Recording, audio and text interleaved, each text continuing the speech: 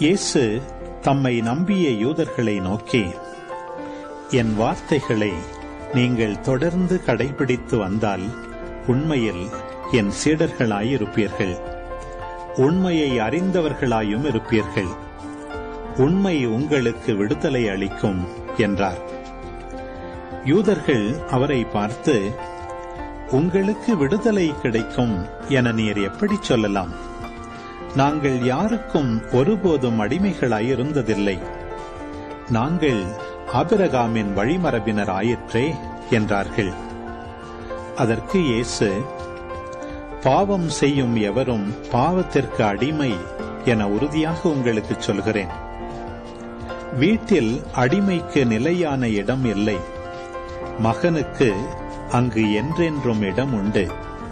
மகன் உங்களுக்கு விடுதலை அளித்தால் நீங்கள் உண்மையிலே விடுதலை பெற்றவர்களாயிருப்பீர்கள். நீங்கள் ஆபிரகாமின் வழிமரபினர் என்பது எனக்கு தெரியும். ஆனால் என் வார்த்தை உங்கள் உள்ளத்தில் இடம் பெறாததால் நீங்கள் என்னை கொல்ல முயலுகிறீர்கள். நான் என் தந்தையிடம் கண்டதை சொல்கிறேன், நீங்கள் உங்கள் தந்தையிடமிருந்து கேட்டதை செய்கிறீர்கள் என்றார். அவர்கள் அவரை பார்த்து, ஆபிரகாமே எங்கள் தந்தை என்றார்கள்.